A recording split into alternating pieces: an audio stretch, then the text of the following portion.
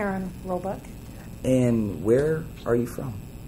I'm originally from Dayton, Ohio. How'd you get here? Well, my husband had wanted to attend Palmer College, and Palmer is where chiropractic began. So Were you that's ever how we involved ended in up the here. civil rights movement? No, I was kind of like born during that era. So I was just coming on the scene. And what's your education? Did you have troubles with your education at all when you were high school or college or any time at all? Actually, no. I have an uncle who was a very advocate in education, and so I do have a bachelor's degree in organizational communications from Wright State University. What is organizational communications? Organizational communication, it deals with more or less the organization of companies or businesses, teaching them how to communicate, how to form committees. What is your job now? Well, my job now is I am the EEO officer, Equal Opportunity Officer for Eastern Iowa Community College District. I am also their diversity chair, as well as program facilitator for 16 to 21-year-olds who are trying to get their GED. And what is a GED? General Educational Diploma. And why did you want to do this job? Well, the dean there, Peg Garrison, always told me if I'm going to talk the talk, I need to walk the walk. And what she meant was I always had a passion for education and getting others, encouraging them to go back and get their education. And so that was more of a fit. But also when it dealt with the diversity, I was always out in the community doing things, bringing different cultures together, participating in multicultural programs. So she was like, you know, Karen, this is a great fit for you. And then the EEO position kind of just fell in there because it was just part of the package deal. What is the EEO position in the package deal? The EEO position is the Equal Opportunity Officer, whereas if someone has a discrimination complaint in the areas of race, religion, harassment, disabilities, age, sex, then they can come to me with that complaint, and I'll try to see how we can resolve it. And is that all part of the package deal? Like, what is the package deal? Well, when I talk about the package deal, those three positions equal a full-time position. Oh, I see.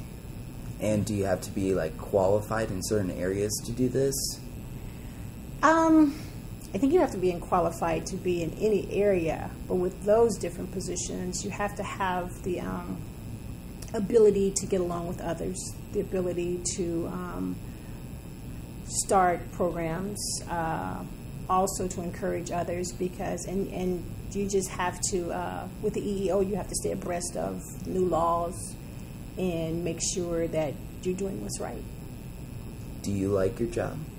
I do. I really do, because I have the opportunity to be flexible with what I do. Sometimes it can be overwhelming, though. I'm not going to lie, it can, because when you want to do a good job, you tend to put in more hours than what you think it requires.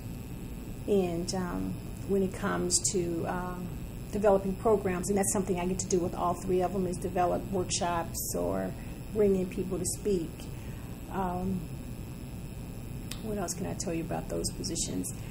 I am fortunate enough to be able to work with students as well as staff and administration. Students from what age and where? Well, actually students from age 16 and older. Awesome. And where's your job located at? I'm housed out of the Career Assistance Center, which is at 627 West 2nd Street in Davenport, Iowa. And do you have any other activities you do outside of your job that you like? I do. Actually, I'm a dancer by trade.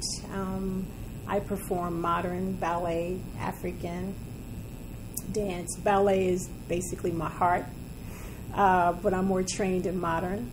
I am the assistant artistic director to the Imani Dancers Studio for Cultural Arts, whereas Dorian Bird is the artistic director there. I have my own organization called Breath of Encouragement, which was launched in October 11th, 2009, where I held my first fashion show, which was called Sassy Shoes and Bags to Brag at the Figgy in downtown Davenport. And that was pretty cool. We basically highlighted shoes and purses.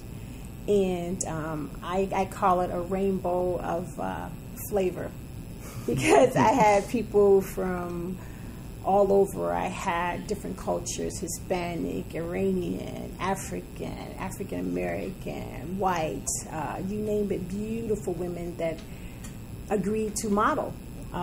Kohl's department store in Dillard's, they really helped me out in supplying different lines of clothing, shoes, and purses. Did you ever experiment with fashion design at all? No. The reason why I ended up putting on Sassy Shoes and Bags to Brag was my ultimate goal was to, which I did accomplish, put on a production called Go Frankincense and Myrrh. And that was the first major production I wanted to do. Years ago, Dorian and I had put it on some elementary school kids. It was a play in which my ex-husband had written. And I always said, this needs to be put on adults. And so I kept putting it in the hands of other people, and they were like, oh, Karen, I can't do it. So I was like, okay, Lord, you're telling me something. I guess I'm going to have to do it for myself. And I said, okay, if this facility is available, then I'll do it.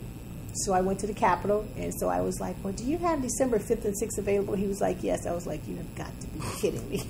Wow.